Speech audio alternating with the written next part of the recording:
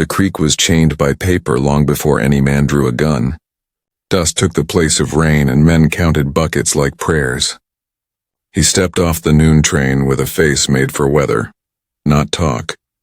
Rhett Carver, hat low, jaw set. He carried a folded paper as tightly as a gun. The depot boards creaked as if they knew a bargain was coming due. A woman stood by a gray trunk with a rope handle. Mira Lane. Her dress was cream, dusted at the hem. She kept her eyes steady. Like a rider sitting a skittish colt, beauty made folks stare. Her quiet made them stop. Rhett did not offer a hand. He offered rules. Separate rooms. Shared chores. No courting. No claims on feelings. $1 a day until the drought breaks. He held the paper out. If you want plain truth, sign. Mira read each line. A cowhand laughed by the cart. He bought himself a picture. She did not look up. I am not a picture, she said. I am good with numbers and horses. She signed with a firm stroke and handed the stub of pencil back. They walked to his wagon. Wind pushed grit under their teeth. On Main Street, a few women pretended not to watch. Men did not pretend.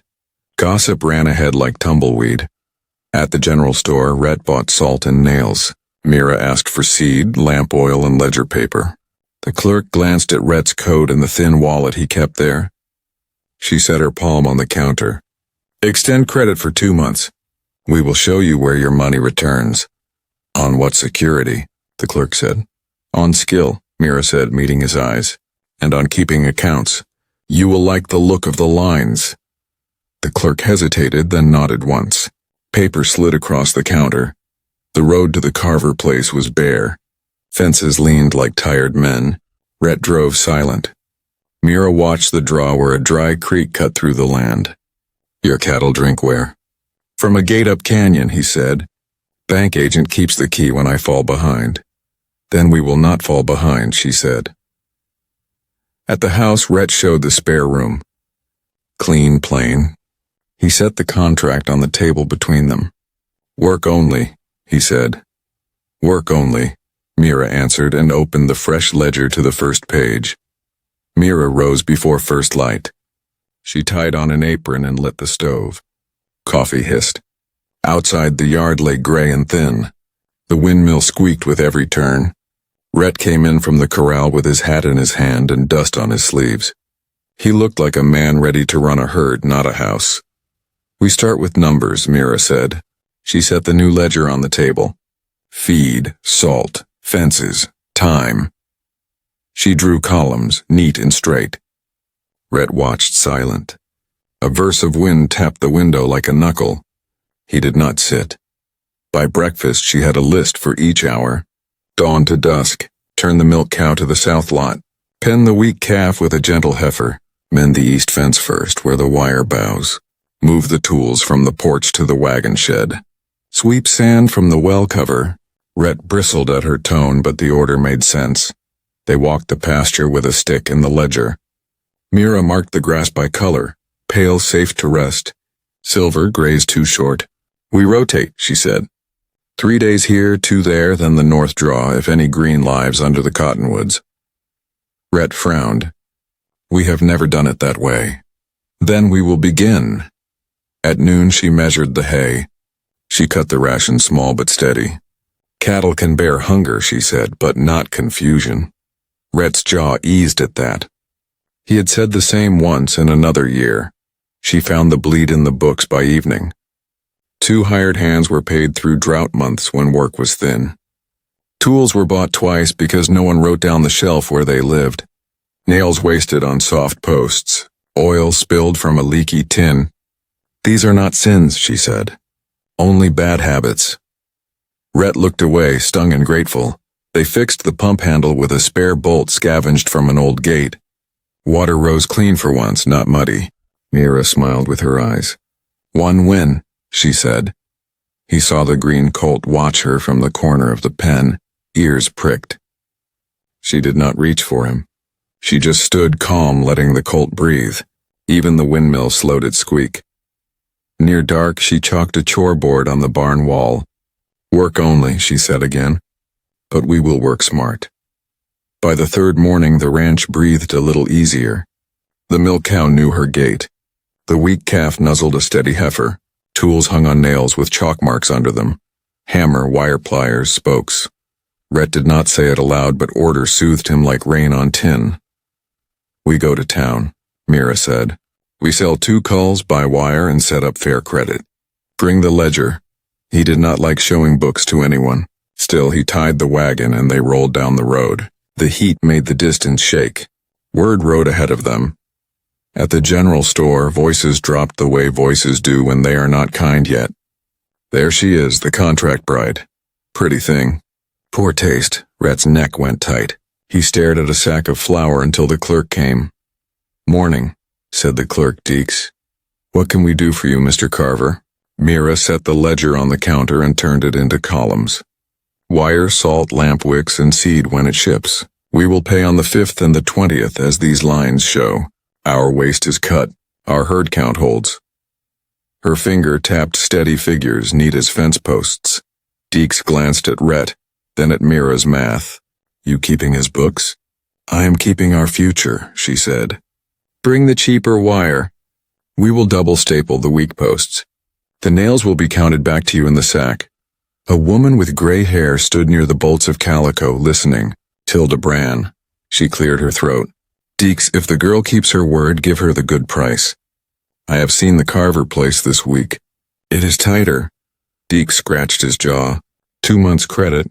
10% off wire if the nails come back. "Done," Mira said. She did not smile like a winner. She nodded like a worker and wrote the terms in the margin. They loaded the wagon. On the porch, a paper flapped on the board. Elias Pike's printed name sat heavily at the bottom. Gate control during arrears. Rhett felt heat behind his eyes. Mira read the notice once. "Paper again," she murmured. She slid a copy into the ledger. On the drive home, the wind carried church bells. The sound was thin, but it reached. "Sunday," Rhett said. "We will be seen," Mira answered. "Let them see what we choose." They went to Sunday service because hiding never shrinks talk. The white church sat on the rise like a clean bone. People turned to look when Rhett and Mira walked up the steps together. He removed his hat. She folded her hands around a notebook cut from ledger scraps. Hymns were thin today. Drought steals voices as well as grass. After the blessing, the crowd lingered the way folks do when there is news to chew. Elias Pike stood near the water barrel in a suit that was too dark. He smiled the way a knife might smile. "Mr. Carver," Pike said. "Hard times. The bank is patient, but paper is paper." His eyes slid to Mira. "You must be Mrs. Carver." "By contract," she said. "By work." He gestured to the notice board where his printed sheet was tacked. "Upstream gate remains locked until arrears are made simple." Mira looked at the notice, then passed it at the rim of the hills. "Gates hold water," she said. Not truth. She found Tilda Brann watching. "Mrs. Brann, do you keep old survey maps?" Tilda's mouth twitched. "In a trunk. My late husband hated throwing out paper." She tipped her head. "Come by after stew." Back at the ranch, Rhett forked hay in short, steady bites. Mira measured salt carefully. "Math is mercy," she said. "It keeps panic from wasting what little we have." Toward evening, they drove to Tilda's. The house smelled of sage and iron. Tilda dragged a trunk to the table and set out rolled plats, survey notes, and a brittle copy of a water agreement. Mira read in a low voice, finger steady under each line. "Here. During calving season, flow shall not cease for 2 days in any week for cattle herds within the southern allotment." She breathed out. 2 days. Every week, Rhett swallowed. Pike will argue words. "Then we will bring better ones," she said. "Maps, dates, proof of calves." Tilda poured coffee. "Bring witnesses. Old man Jessup remembers when they wrote that clause. He won't like Pike twisting it." They rode home under a red dusk. The green colt followed the fence line, curious. Mira's voice was quiet. "We will not beg for rain," she said. "We will claim the law that was written for lean years like this." Rhett felt something ease inside, small but real, like the first drop from a tight pump. Heat held through the afternoon like a fist. By sundown, the sky was stacked with bruised clouds. The windmill stopped squeaking and went still. Far off, thunder walked the ridge. Rhett checked the herd twice and set 2 lanterns by the gate. "If lightning comes close," he said, "we pen the heifers." Mira watched the green colt. He tossed his head but did not bolt. "He wants a job," she said. Tonight he learns to follow a hand. The first strike split the dark.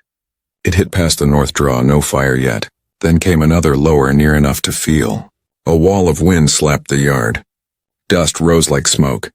In the far pasture, a line of backs lifted as one. Cows bawled. The herd bunched and turned. Panic moved like a river with no banks. "Stampede," Rhett said, running. He threw the gate wide and grabbed for the bay gelding. The gelding shied at the lightning. Mira was faster. She slid a halter on the green colt, spoke into one ear, and swung up light. "No saddle, just rope, take the wash," she shouted. "Dry bed will hold them." Rhett saw the plan. The dry wash curved like a cup behind the north fence. If they could bend the lead cows into it, the rest would follow and slow down. He pushed the bay. The horse leaped forward. Mira rode the colt to the front edge of the herd. She did not fight his fear. She gave it a path. She let him feel the thunder in her legs and kept her hands low. "Good boy," she said in a voice like warm iron. She laid the rope across his neck and turned him toward the wash. The lead cow saw motion and swung. Another followed her shoulder. Then 10 more. Mira whistled, sharp and steady, not loud. The colt threaded the front like a needle. Hooves hammered. Stones skittered. A calf stumbled. She leaned and bumped it up with her knee. Rhett came on the flank, pushing but not crushing, eyes on Mira's line. They hit the wash. The ground dipped. Speed bled away. The herd poured into the bend and began to mill instead of running. Breath roared, lightning faded to a mutter. Rain never came. Mira slid down, legs shaking, and rubbed the colt. "Work only," she said, smiling once. Rhett's rulebook wobbled and fell silent. Dawn came dry but steady. The herd stood in the wash. Calm now, sides dark with sweat dried to salt. Rhett and Mira walked the fence and checked hooves. No broken legs. 2 cuts to salve. A calf had a sore knee but kept up. "We were lucky," Rhett said. "We were prepared," Mira answered. They counted calves in a slow circle and marked a cross on the ledger for each that showed milk on the nose. "Proof of calving," Mira said. She drew a list of dates and brands. Rhett added the tally with a blunt pencil, careful not to tear the paper. By mid-morning, they hitched the wagon. Maps lay rolled in a flour sack. Tilda rode up on a steady dun. "Jessup is willing," she said. He remembers the meeting in '68 when they set the water terms. Rhett nodded. They drove to town. People had already gathered near the church steps. Sunday business comes easy when there is drama. Elias Pike stood neat in his dark suit, a gold watch chain across his vest. The bank clerk held a small ledger behind him like a shield. Mira climbed 1 step, not higher than Pike, just even. "Mr. Pike," she said, "we ask that the gate be opened 2 days each week while our cattle are in calf, as said in the agreement filed with the survey of the southern draw." She unrolled a map and set a stone on each corner. The paper lay flat. Pike's voice was smooth. "Agreements rest on accounts Mr. Carver is behind." "Behind is not the same as void," Mira said. "Read here." She tapped the clause. 2 days flow weekly during calving without prejudice to the debt schedule. Jessup stepped forward, hat in his hands. "That is how we wrote it," he said. "Hard spring that year. Men nearly lost their herds. We made sure no one could choke a neighbor with a key while calves were dropping." The crowd shifted. A murmur ran like water along stone. Tilda folded her arms. Deeks, the store clerk, spoke from the edge. "Seems fair to honor what's inked." Pike glanced at the faces. He weighed cost against pride. "You will resume payments on the 5th, he said. "The gate opens tomorrow at dawn and again on Thursday." Mira nodded once. "We agree." Rhett felt his shoulders lower as if a yoke had eased by a notch. Today. They drove home slowly, letting the wagon wheels hum. The wind had dropped. The air felt held as if waiting. At the canyon mouth, Rhett looked at the dry gate and could almost hear water already. Almost is not the same as enough, he told himself. Back at the ranch, they worked without hurry. Mira set 2 barrels under the eaves, scrubbed clean. Rhett cleared silt from the ditch with a square shovel and a rhythm older than talk. The green colt watched from the fence like a boy who wanted to help but did not know. Near sundown, the light turned copper. They ate beans and hard bread on the porch step. After, they did not go inside. Silence was not empty tonight. It felt like a rope, steady in the hand. Mira spoke first. I learned numbers because men trust a page more than a woman's word. She turned the ledger so the last entry faced the sky. But paper means nothing without people who stand by it. Rhett ran a thumb along the porch rail. My father kept promises with his back, he said. He would work a problem until it broke, or he did. I took after him until the drought took after me. He glanced at the spare room window. Rules keep a man upright when he is tired. Rules are good, she said softly. So is mercy. Mercy for yourself is the hardest kind. The wind lifted and set down again. A coyote called far off, thin and lonely. The herd answered with a low murmur like breathing. Back in Cheyenne, Mira said, eyes on the yard. A storekeeper let me do his books. His wife thought I smiled too much at customers. I stopped smiling. It did not matter. I left. She pressed the ledger closed. Work is safe. It tells me where to stand, Rhett nodded.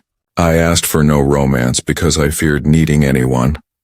He found the words like stones in a creek, one careful step at a time. Needing feels like debt. Debt keeps a key in another man's hand.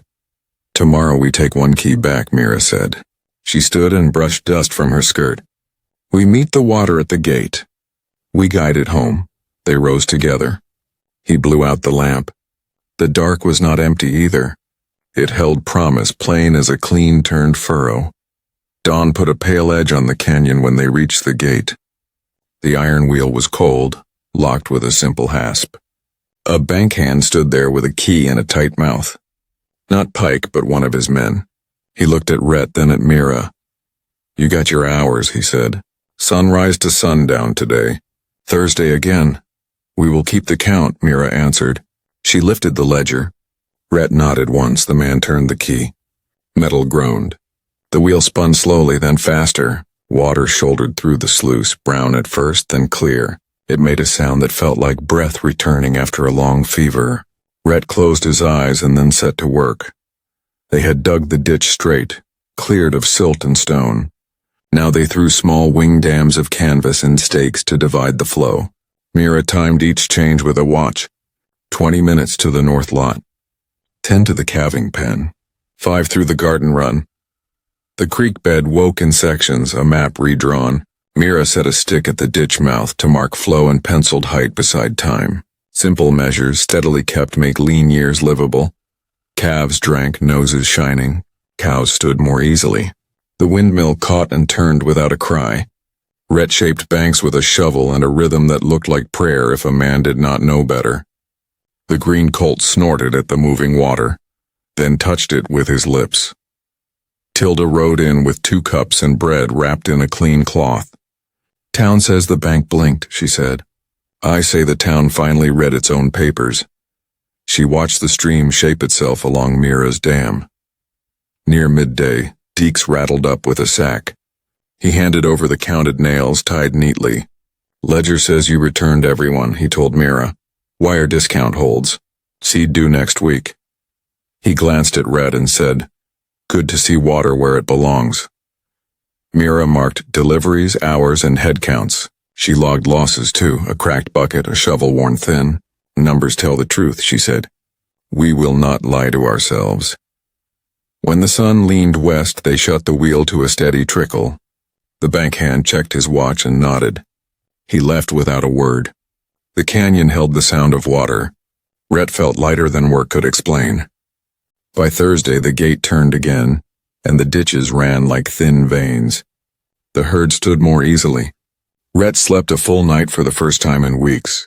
Morning brought calm air, clear as glass. Calm does not mean safe. Elias Pike arrived before noon in a buggy with polished hubs. He stepped down as if the dust should move for his boots. He looked at the wet ditch, then at the ledger in Mira's hand. "Congratulations on your clause," he said mildly. "Now to accounts. The bank requires a schedule. $2 a day beginning Monday. Miss one and I post a foreclosure notice. 30 days, then auction." Rhett felt the old rope close around his chest. 30 days was a short trial. "That pace will choke the herd," he said. "It will keep you honest," Pike replied. He folded a paper and slid it onto the porch table. "Sign, you understand?" Mira did not touch the paper. "We will not sign a threat," she said. "We will sign a plan." She opened the ledger to clean columns. "Here is what cash appears if we sell 2 cull steers next market, mend the north fence to stop strays and cut lamp oil waste. Here's what labor we can spare without starving the calves. We can pay $1 a day steady with a second dollar 3 times a week tied to market days." Pike's smile thinned. "The bank is not a store that takes eggs and thanks." He tapped the paper. Monday. Tilda, who had ridden in behind him and kept quiet until now, eased her dun alongside the porch. "Most men in this valley pay when money arrives, not when a clock ticks," she said. "Unless the bank now aims to own every brand here."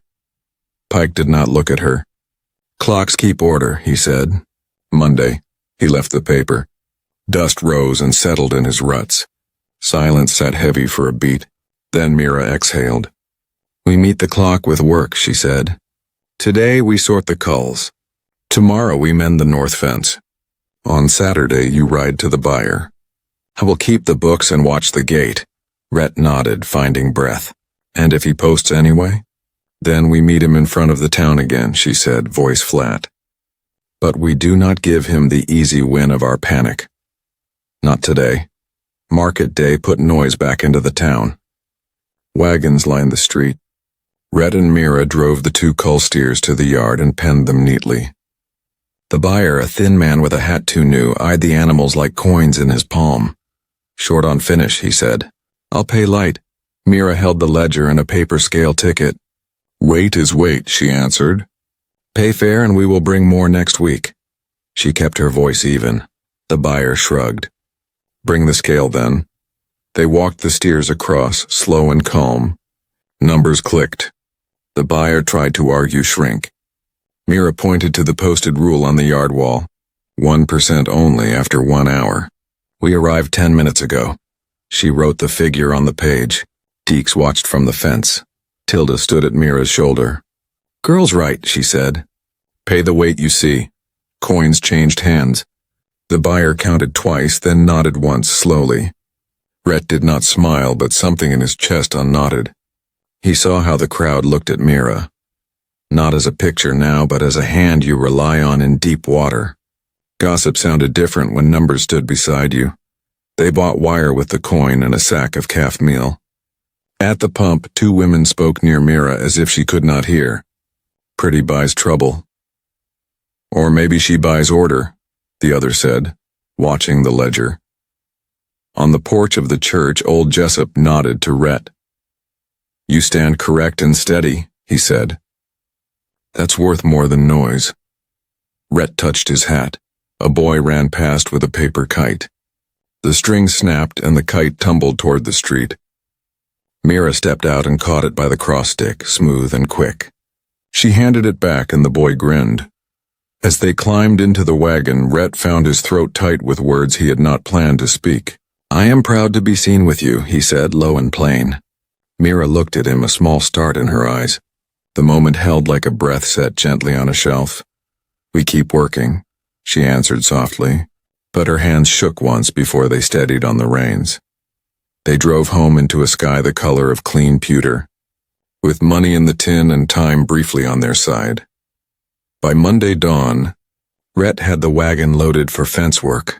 Mira checked the watch and the ledger line for water hours. The gate should open at sunrise. It did not. The canyon lay quiet except for one jay calling. A bank hand leaned on the wheel with his arms crossed. "Orders changed," he said. "Gate stays shut until Mr. Carver signs Pike's schedule." Mira held up the ledger and the map copy. The clause is law. Calves are down. Open it. Talk to Pike, the man said. He put the key back in his pocket. Mira did not raise her voice. She pulled from her bag a folded sheet and a pencil stub. Your name? He hesitated. Hobbs, she wrote it. Time? He looked at the sky. Sun's up. She wrote that too. Witness? Tilda stepped her dun out of the brush. I see the sun and the locked wheel, she said. Write me down. Hobbs shifted, uneasy. I just follow orders. Then follow the written one, Mira said.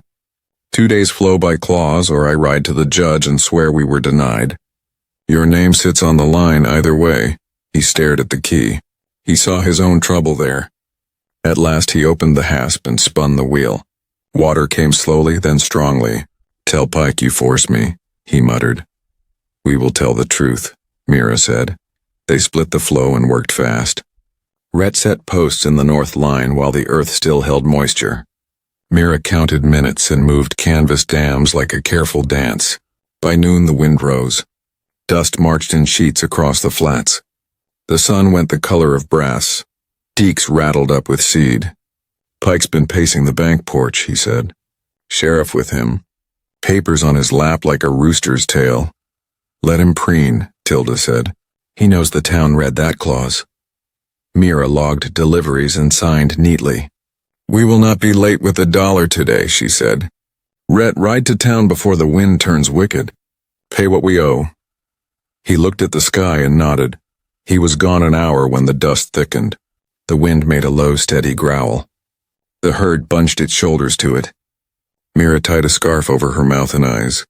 Hold, girl, she said to the cows. Hold and we will too. Wind thickened until the yard turned to a brown wall. Grit found every seam. The windmill moaned once and locked. Mira soaked 2 rags in the barrel and tied one over her mouth, one over Tilda's. Wet cloth, slow breaths, she said. Cover the calves' noses, keep them close. They pushed the herd into the lee of the barn and stacked doors as a windbreak. Sand stung like bees. The green colt trembled but stayed when Mira pressed her palm to his cheek.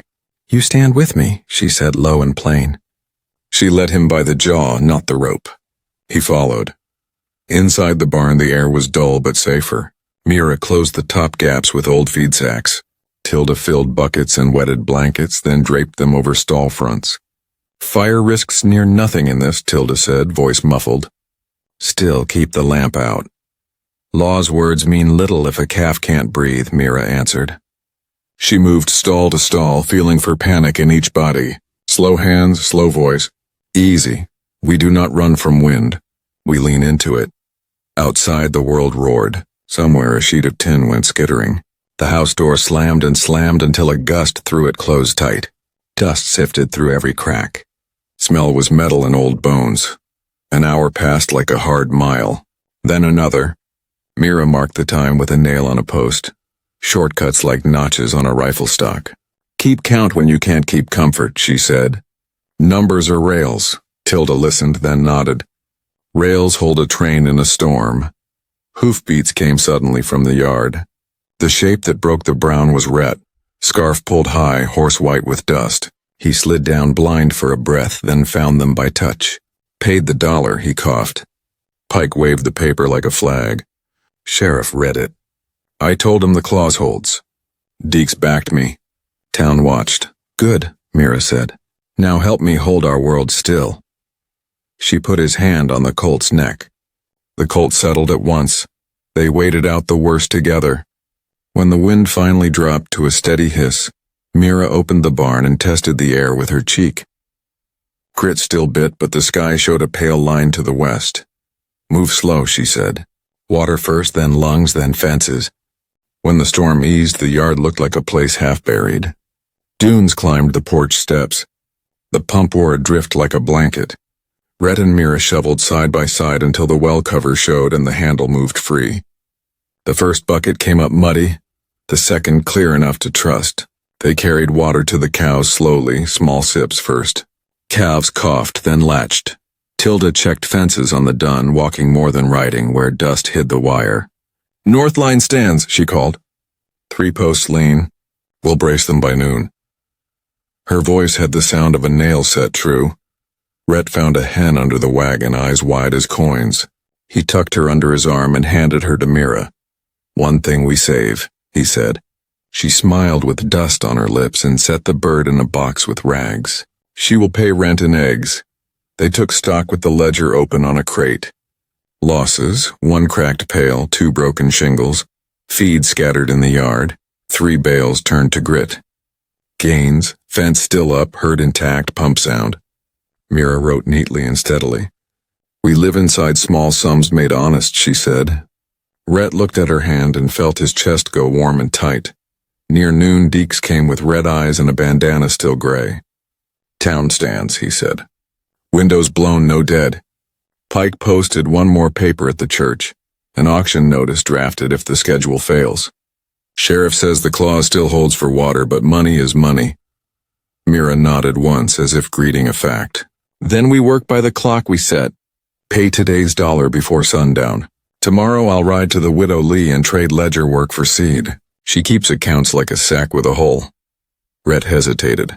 "You should not ride alone." "I won't," Tilda said. "My Dun likes the widow's apple peel." They ate standing, bread dipped in watered beans, and set to mending the 3 posts. Rhett dug, Mira tamped, Tilda braced.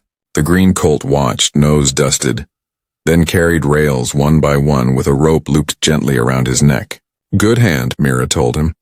Rhett looked from Colt to the woman. "Both of you," he said. The word both felt right in his mouth.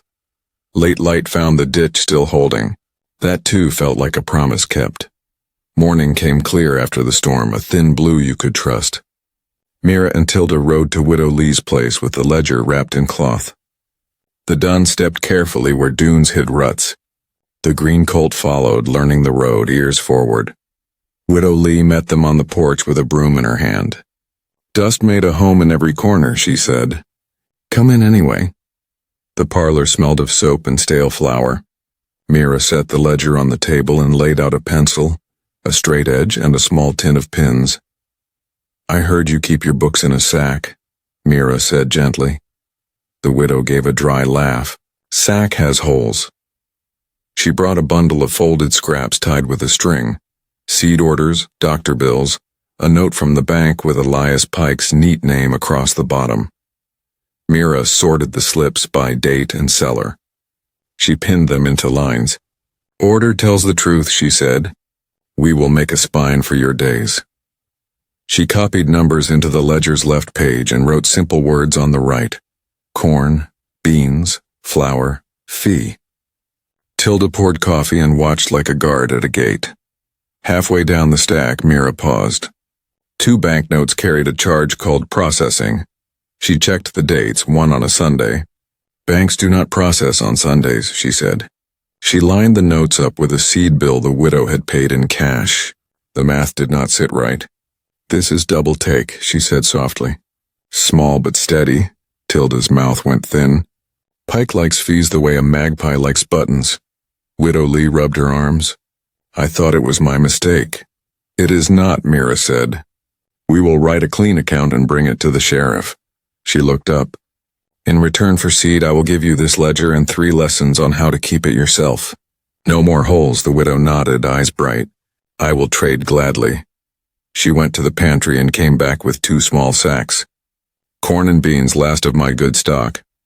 On the ride home, the wind ran soft fingers over the grass that survived. Mira kept her voice low so the colt would keep listening. "Numbers are rails," she told him, smiling. "They carry heavy things." At the ranch, Rhett met them at the gate. He saw the sacks, then the set of Mira's shoulders. "Good trade?" he asked. "Better than that," she said. "We found a thread in Pike's coat. We will pull it in public." They prepared for the town the way some men prepare for winter. Slow, careful, nothing left to chance. Mira copied the clause in a bold hand on a clean page. She pinned a ribbon to mark it. She folded Widow Lee's receipts and the note with the Sunday processing fee. She added the scale ticket from Market Day and Deeks's wire discount, proof of steady trade. Rhett brought in old Jessup after dusk. The old man warmed his hands by the stove and told the story again of '68, when the valley nearly lost its calves. We wrote the clause for bad years, he said. Not for comfort. For survival. Mira wrote his words in the margin like a witness sign. They rehearsed what would be said on the church steps. No speeches, Mira told them. Only facts set in order. We ask, we do not beg. We stand even with the bank, not below it. Tilda nodded. I will speak to the women. They keep the town's balance longer than men.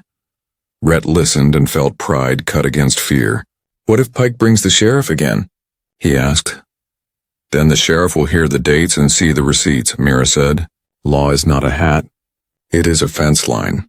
It holds straight if you set the post true. They worked by lamplight. The green colt stood in the doorway, eyes soft, the storm's dust still in his mane. Mira stroked his jaw, then set the lamp out. Rest. Tomorrow we carry paper like water.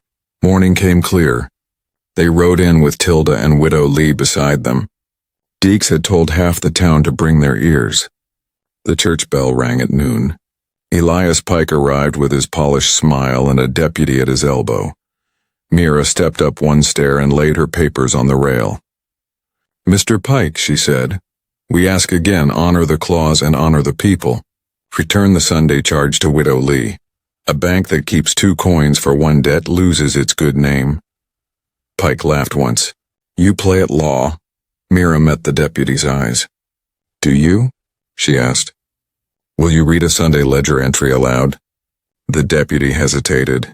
The crowd pressed closer, quiet as snow before a slide. Pike's jaw ticked. Auction in 28 days, he said. Rhett stepped forward. Then count our days honestly, he answered now. The deputy took the paper as if it might bite. He cleared his throat and read slowly. Processing fee $2. Date Sunday. He stopped. Eyes went to Pike, then to Widow Lee. Banks don't book Sundays, someone said. It was old Jessup, voice thin but firm. Murmurs spread like water finding cracks. Pike's smile held, but his eyes sharpened. A clerical error, he said. We will correct the widow's account. He reached for the paper. Mira did not move her hand. Correction is not charity, she said. It is truth catching up. Tilda stepped to the edge of the steps. Who else saw small bites taken from their purse? Hands rose, 2, then 5, then more. Deeks lifted his chin. I'll check the store notes against bank drafts, he said. If coins walked, we'd see their tracks. The deputy shifted his weight, uncomfortable now with his place on the stage. About the water clause, he said, trying to level things. It stands as written. He looked to Pike. It stands. Pike's jaw worked once. The gate will open on schedule, he said. Payments remain due. He gave Rhett a glance like a nail. Do not miss. We will not, Rhett said, steady. He accepted the hard shape of work and did not flinch. Mira raised the map so all could see the bold line of the creek. 2 days flow set for calves, she said. Not as a favor. As law. Her voice was calm enough to carry. Work is our side of the bargain. We keep it. A boy tugged at his mother's sleeve. She talks like fixing a wheel, he whispered. The mother nodded. And it rolls. Pike gathered his papers and stepped down. He touched his hat to no one. Widow Lee leaned close to Mira. Thank you, she said. For a ledger with a spine. Keep it yourself, Mira answered. Strong hands make honest lines. After the crowd thinned, Rhett and Mira stood by the hitch rail. Noonlight threw hard shadows. He looked at her the way a man looks at a spring and weighs if it will hold through summer. You turn talk into rope, he said quietly. Then you tied a knot the town can pull. Truth is a knot, she said. If it holds, you can lift with it. They rode home without hurry. The wind was kind. At the gate, water sang its thin song. The herd lifted their heads as one, then settled. Work waited, but it no longer felt like a fight alone. They reached the porch at noon. Light lay hard across the yard, clean and plain. Rhett set the reins on the rail and did not move for a long breath. The thin song of the ditch filled the quiet. He took the folded contract from his coat and laid it on the table between them, like a tool that had finished its work. I made these rules to keep myself upright, he said. They held me when I was empty, but they also kept me from asking for more. He looked at her hands, dust in the lines, strong as any rope. I asked for no romance because I feared needing anyone. I do need you. Not as a bookkeeper only, not as a writer only, as my partner in the open under the sun. Mira did not reach for him. She set her palm on the table beside the paper. Words are easy when danger has just passed, she said. Say them in daylight with work waiting when no storm pushes you. Say them where the town may see us stand. Rhett opened the paper. The creases held like old scars. He tore once slowly, then again, calm as mending a fence. The sound was small and sharp. He laid the pieces flat so the words could not be put back. No more contract, he said. I choose you in daylight. I choose you when days are long and dull. I choose you when things go bad. I choose you when water runs and when it does not. Mira's eyes shone, not soft but steady. Then I set terms, she answered. Truth, shared risk, one room. We keep the ledger clean and our voices cleaner. If I fail, I say so. If you fail, you say so. We do not hide. We do not punish with silence. Agreed, he said. Say it again, she asked, voice low. Say partner. Partner, he said. And the word fit his mouth like bread after hunger. They stood a moment more, hands still not touching, because that last step should be taken with care. Then she reached for him. He met her halfway. The hug was brief, like a seal pressed to wax. When they parted, both were smiling in the plain way of workers who have made a good plan. Now we plant, Mira said. Late seed still makes a crop if hands are steady. Partner, Rhett said once more and fetched the hoe. They planted in rows as straight as hope. Rhett dragged the marker and Mira dropped seed corn, then beans between to climb and fix the soil. Tilda walked the line with a bucket and a slow hand, dusting each hill with the last good meal. Late seed is stubborn, she said. So are we. The wind behaved like a neighbor at last. The ditch ran thin but faithful on gate days. Mira set a pebble at each hour mark to learn the flow by feel. Water keeps time, she said. We can too. News from town trickled in like water through reeds. Widow Lee's Sunday fee vanished from her account. Deeks posted a note offering to check anyone's slips against drafts. Men who had laughed now tipped hats. Women brought jars and traded recipes for starch and soap. No one used the word apology. They used the word neighbor. The green colt learned to wear a halter properly. Mira did not break him. She taught him to listen. A good horse chooses your hand, she told Rhett. He watched the colt follow her shoulder and felt something in himself follow too. They fixed the schoolhouse step with leftover boards. Rhett and two boys hammered while Mira chalked a new word on the slate. Steady. The teacher smiled. That will preach better than any sermon, she said. At dusk, children's laughter sounded like bells that had finally been freed of dust. At home, small signs showed in plain places. The porch rail held fresh paint from a can they had saved for after. The spare room stood open and empty. Mira's shawl hung on a peg by Rhett's hat. 2 cups sat on the same nail by the wash basin. No speeches. Just shared hooks they kept paying $1 a day with extra on the market. Rhett carried coins without dread now. Debt is not a whip if you hold the handle, he said. Mira nodded. Work pays faster than worry. One evening, as light poured thin and gold, Rhett found Mira on the porch writing. Last row planted, she said. Fence straight. Calves counted. She paused and looked at him like a woman measuring a horizon. Do you regret tearing the paper? He shook his head. Paper is a tool. Choice is a life. He sat beside her.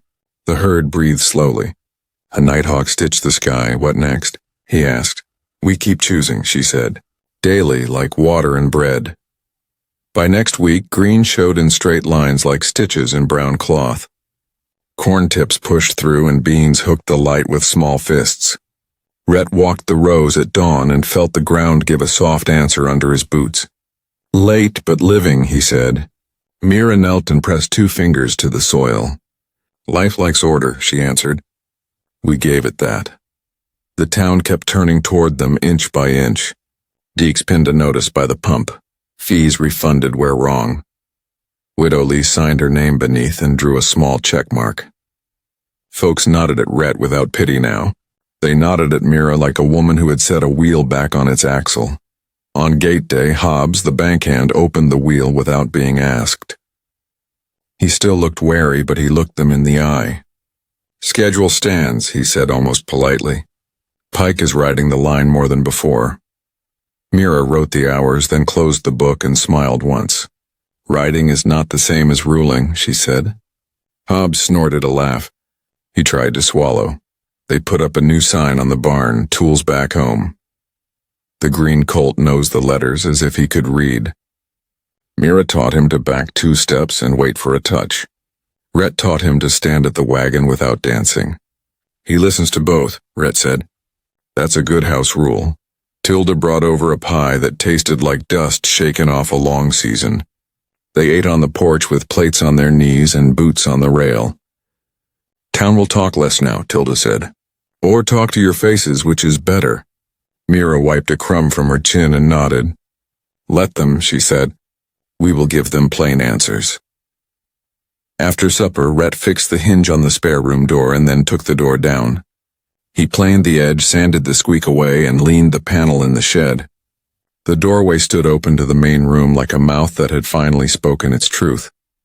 Mira hung her shawl on the same peg as his hat. Nothing grand. Everything clear. They checked the ledger before dark. Coins paid. Wire counted. Seed planted. Water hours logged. At the bottom of the page, an empty space waited, wide and quiet. "Tomorrow," Rhett said, touching that clean line. "Tomorrow," Mira said, steady. "We write what the work already says." Auction day never came with a hammer. It came with a receipt. By the 3rd week, the ranch paid each dollar on time, plus the extra on market days. Deeks posted the sums. Pike could count as well as any man. He rode past twice, hat neat, jaw tight, and kept riding. The gate opened as written. The ditch sang its thin song without pause. Corn climbed. Beans curled bright around the corn like hands around a promise. The herd carried a new weight across their ribs. The green colt learned a saddle and did not argue. He wanted the work. Rhett laughed once while tightening the cinch. The sound startled them, and then they felt right. On a clear afternoon, Mira set the ledger on the porch table and wiped dust from the cover. "One last entry," she said. Rhett washed, combed his hair, and sat across from her. They wrote the date. They wrote the payment. They wrote the calf count and the seed row that had failed near the stump and would be replanted. Then Mira dipped the pen again. "We have one empty line," she said. "It should not stay empty." She wrote RHE, paused, and looked up. "Not just your name." She drew an ampersand, neat and proud, and finished. "Rhett and Mira Carver, partners." Rhett touched the wet ink with careful breath, as if warming it set the mark deeper. "Ledger truth," he said softly. "And house truth." He reached for her hand. She gave it. Their fingers fit like tools made for the same job. Tilda arrived with young plants for the garden and stood quietly when she saw the page. "Good," she said simply. "Write it again next season." They carried water to the new stars. Evening fell slow, the kind that keeps a man on the porch a little longer. Across the flats, a low rumble became hooves, neighbors driving a string of strays back to rightful pens. Hands lifted, hats tipped, found family, built the old way, deed by deed. Mira closed the ledger and set it on the shelf by the door, where both would reach it daily. "Choices work," she said. "So we will choose every morning." Rhett nodded. He spoke the word that fit like a promise kept. Partner. Later, folks said that the dry year taught the valley 2 truths. Water runs by law and love runs by choice. Thanks for riding with us. If you want more clean Western romance, subscribe and ring the bell. Drop partner in the comments so I know you finished. And now tap the video on your screen for the next frontier tale.